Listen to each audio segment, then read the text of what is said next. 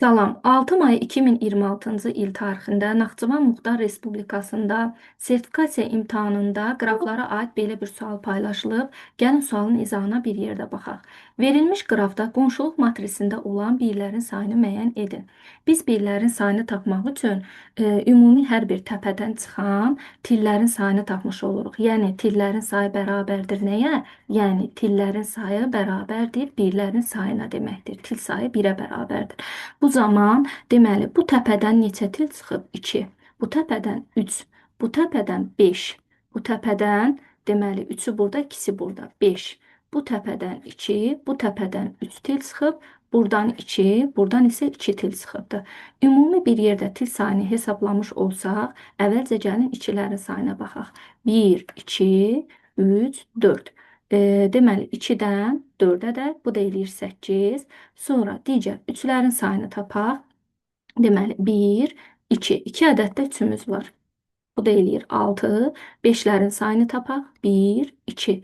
2 ədəd də 5-imiz var. Bu da edir 10.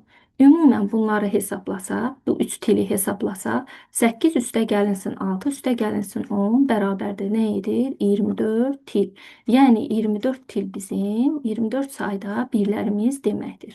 Əgər sualın şərtində sizdən sıfırların sayını istəmiş olsaydı, yəni burada sıfırların sayını soruşmuş olsaydı, bizim qrafda belə bir qaydamız var idi. Qayda necə idi? Gəlin o qaydanı xatırlayaq. Yəni qayda bu idi. Qayda deməli təpə sayı vurulsun. Təpə sayını biz təpə sayına vuranda ümumi xananı almış oluruq. Yəni bu xananın içərisində həm birlər, həm də sıfırlar ümumi var. Və bu təpə sayı, məsəl üçün, təpə sayımız burada nə qədərdir? 1, 2, 3, 4, 5, 6, 7, 8. 8-i 8-ə vursaq, bizə verir 64 xana. 64 xana.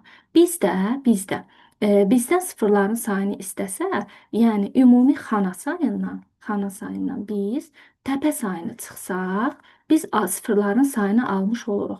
Biz də tapdıq ki, xana sayımız 64 edir və til sayımız da əvvəlcədən tapmışdıq ki, tillərin sayı 24-dür.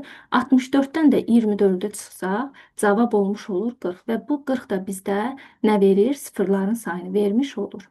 Bu qədər hələlik.